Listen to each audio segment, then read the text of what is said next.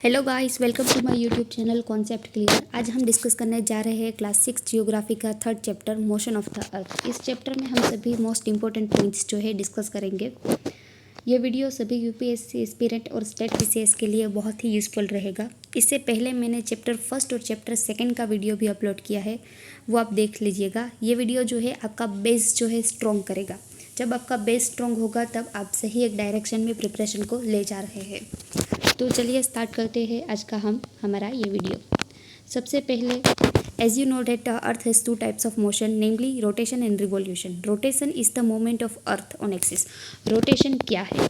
तो रोटेशन जो है आपने देखा, rotation is the movement of earth on axis. मान लीजिए ये हमारी अर्थ आपको यहाँ पर दी गई है। अब जो अर्थ है वो एक्सिस पे जो रोटेट करती है यानी परिभ्रमण करती है, एक्सिस पर अपना परिभ्रमण करती है, जिसे हम रोटेशन कहते हैं। देन रिवॉल्यूशन क्या है? The movement of the earth around the sun has a fix part और orbit is called as the revolution. सबसे पहले ऑर्बिट क्या है? ऑर्बिट जो है हमने सेकेंड चैप्टर में डिस्कस किया था कि क्या किसे ऑर्बिट कहते हैं। आज मैं आपको ऑर्बिट पहले समझाते हैं। रिवॉल्यूशन और ऑर्बिट क्या है? मान लीजिए ये हमारा सन है। सन के अराउंड जो हमारी ये अर्थ है वो परिक्रमण करती है, यानी राउंड परिक्रमण करती है, जिसे हम रिवॉल्यूशन कहते हैं। रिवॉल्यूशन क्या है? अर्थ, मान लीजिए यह हमारा सन और सन के अराउंड जो हमारी अर्थ है वो परिक्रमण करती है, जिसे हम ऑर्बिट कहते हैं। ये लाइंस जो है जिसे हम ऑर्बिट कहते हैं, इस लाइन को हम ऑर्बिट कहते हैं। और इस प्रक्रिया को, इस पूरी प्रोसेस को हम रिवॉल्यूशन के नाम से जानते हैं। हमारी जो पृथ्वी है वो सन के अराउंड जो परिक्रमण एक चक्कर पूरा करती है, जिसके 365 डेज होते हैं, जिसे इस जो लाइन्स आपको ये दिख रही है हमारी अर्थ की, ये लाइंस जो आपको दिख रही है, इसे हम ऑर्बिट कहते हैं। और इस पूरी प्रक्रिया को हम रिवॉल्यूशन कहते हैं। The axis of the earth which is an imaginary line make a angle 66.1 is the orbital plan. Orbital plan क्या है? मान लीजिए यह हमारी अर्थ जो है एक राउंड कंप्लीट करने में 66.1 प्रोसेस को कंप्लीट करती है, जिसे हम ऑर्बिटल प्लान कहते हैं। Then next, circle of illumination क्या है? The circle that divide the day and the night of globe is called as the circle of illumination. The circle that divide day from night on the globe is called as the illumination. अब मान लीजिए ये हमारी अर्थ है, ये जो हो गया सन की जो यहाँ पर रेसिस जो है हमारी अर्थ पे आती है, तब जो होता है इस पार्ट पे होता है डे, इस पार्ट पे क्या होता है? डे, और इस पार्ट पे होगी नाइट्स, जिसे हम सर्कल ऑफ इल्यूमिनेशन कहते हैं। यानी जब भी हमारी जो सन की रेसिस यहाँ पर पड़ेगी तो ये पार्ट में होगा डे यानी दिन, और ये पार्ट में होगा नाइट्स, जिसे हम रात्रि कहते हैं। इस सर्कल को हम सर्कल ऑफ इल्यूमिनेशन कहते हैं।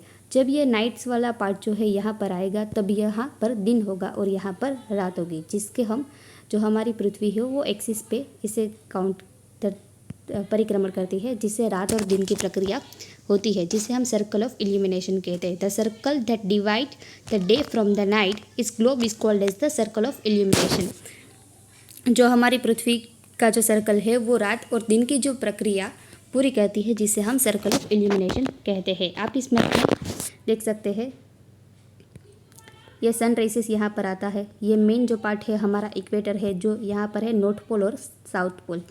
नॉर्थ पोल और साउथ पोल या हो गया। यहाँ पर आपका टॉपिक ऑफ कैंसर आएगा, यहाँ पर आपका टॉपिक ऑफ कैप्रिकॉन आएगा।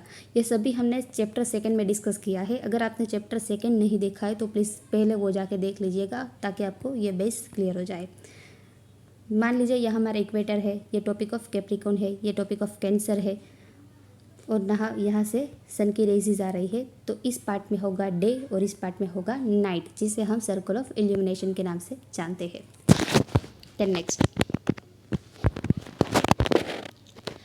The second motion of earth around the sun is called as orbit, called as revolution. मैंने आपको आगे ही कहा ये सन है और यहाँ पर हमारी जो अर्थ है वो पूरा एक चक्कर काटती है। यह हमारा सन है मान लीजिए, और यह हमारी अर्थ जो है ये पूरा चक्कर काटती है। जो इस लाइन को हम ऑर्बिट कहते हैं और इस पूरी प्रक्रिया को हम रिवॉल्यूशन के नाम से जानते हैं। वो मैंने आगे आपके साथ डिस्कस किया है। अब इस जो प्रक्रिया को कितने दिन हो गए, तो आप सभी को नॉर्मली मालूम होगा कि जो अर्थ है चक्कर पूरा करने में, सूर्य के फरते एक चक्कर पूरा करने में 365 डेज का समय लेती है। 360 डे प्लस आपको पता नहीं होगा 1/4 यानी 6 आवर, 1/4 यानी 6 आवर। मान लीजिए एक बार अर्थ ने एक ईयर में 6 ईयर किया, 6 ईयर प्लस 6 आवर, तो मान लीजिए ये हुआ 24 डेज, यानी अर्थ कंप्लीट करती है 365 डेज। ये डायग्राम मैं आपको लास्ट में समझाऊंगी। 6 hour saved every year add to make a 124 days.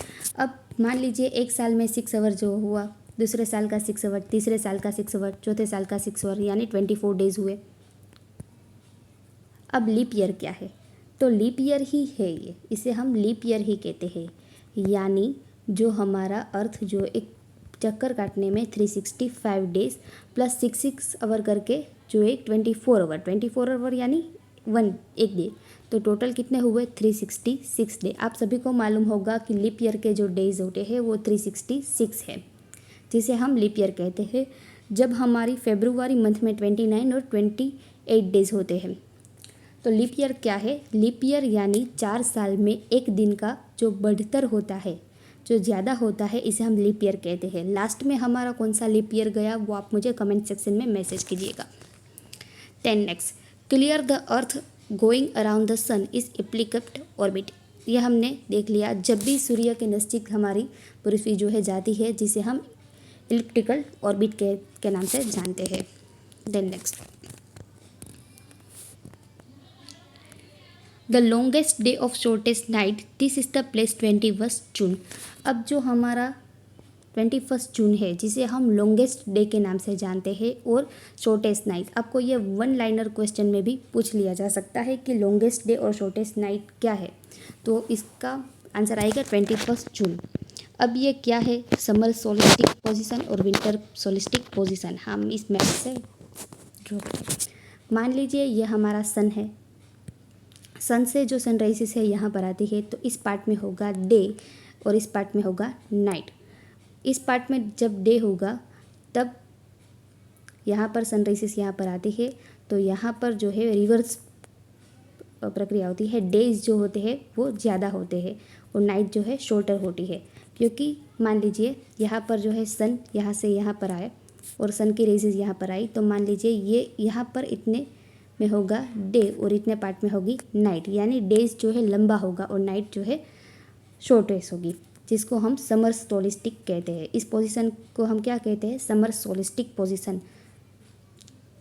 जो हमारा इस पार्ट में होगा वो विंटर होगा और इस पार्ट में होगा समर होगा, तो इस पोजीशन हमको समर सोलिस्टिक पोजीशन कहते हैं। और समर सोलिस्टिक पोजीशन में 21 जून को हम लॉन्गेस्ट डे और शॉर्टेस्ट नाइट के जानते हैं। अब विंटर सोलिस्टिक क्या है, तो विंटर सोलिस्टिक मान लीजिए ये है हमारा, यहाँ से सन यहाँ पर आया और यहाँ पर सन रेसिस हुई और यहाँ पर जो दिन है वो क्या है, हाई है, और नाइट है वो क्या है, लो है, जिसको हम विंटर सोलिस्टिक प्रोसीजर कहते हैं। विंटर सोलिस्टिक प्रोसीजर नॉर्मली 22 दिसंबर को होती है। इस प्रक्रिया से हमारा जो ऋतु चक्र है यानी सीजनल जो चेंजेस है वो होते हैं, यानी जो विंटर है, समर है, ऑटम है और स्प्रिंग है, इसका सभी का चेंज होता है इसी प्रक्रिया से। तो आप इस मैप को एक बार देख सकते हैं। इसमें डिटेल से जाने की कोई ज़रूरत नहीं है, क्योंकि आपको ये सिर्फ क्लियरिटी के लिए पढ़ना है कि आपको कैसे टॉपिक आपका सोल्व होगा, सिर्फ क्लियरिटी आपको एक चाहिए। On March 21 September 23, direct rays sunfall on equator at position of neither poles and toward the sun. Whole Earth experience and equal days, equal nights. They are called as inequals. Inequals क्या है? मान लीजिए यह हमारी अर्थ है और यहाँ से सन की रेजेज यहाँ पर आ रही है, सन की रेजेज यहाँ पर आ रही है, यह हमारा इक्वेटर है और सन की रेजेज जो है इक्वेटर के दोनों साइड पर यानी नॉर्थ साइड और साउथ साइड, दोनों साइड पर समान पड़ रही है, यानी इक्वल हो रही है। सन की रेजेस जो है इक्वल हो रही है, उसके कारण जो डे है और नाइट है वो भी कैसे है, समान है। यानी जो दिन जितने आवर्स का होगा उतने आवर्स की ही नाइट होगी, यानी समान होगी, जिसे हम इक्विनोस कहते हैं। इक्विनोस क्या प्रोसेस है, जिससे हमारा डे और जिससे हमारी नाइट जो होगी वो एक समान होगी। इस प्रोसेस को हम इक्विनोस कहते हैं। On 23 September autumn season in the north hemisphere and spring season in the southern hemisphere, जिसके कारण जो है चेंजेस होते हैं, मैंने आपको आगे ही बताया है। और नेक्स्ट इसमें कुछ नहीं है, आप इसकी इग्नोर भी कर सकते हैं, ज़्यादा कुछ डिटेल में जाने की ज़रूरत नहीं है। जो भी मेन पॉइंट्स है आपको मैंने क्लियर करवा दिए है, इससे डिटेल्स में जाने की ज़रूरत नहीं है, क्योंकि हमें यहाँ पर हमारा बेस स्ट्रॉन्ग करना है, ओनली बेस स्ट्रॉन्ग करना है। तो आपको अगर ये वीडियो अच्छी लगी तो आप उसे लाइक, सब्सक्राइब और शेयर कर दीजिएगा। और नेक्स्ट क्लास फोर्थ चैप्टर का वीडियो अपलोड करूँगी, वो भी आप देख लीजिएगा। और प्रीवियस जो वीडियो मैंने अपलोड किया है वो भी आप देख लीजिएगा। प्लीज़ वीडियो को लाइक, सब्सक्राइब और शेयर कीजिएगा। अगर आपको कोई भी डाउट हो तो आप प्लीज़ कमेंट सेक्शन में लिख दीजिएगा, मैं आपका डाउट सॉल्व करने की पूरी कोशिश करूँगी। Thank you.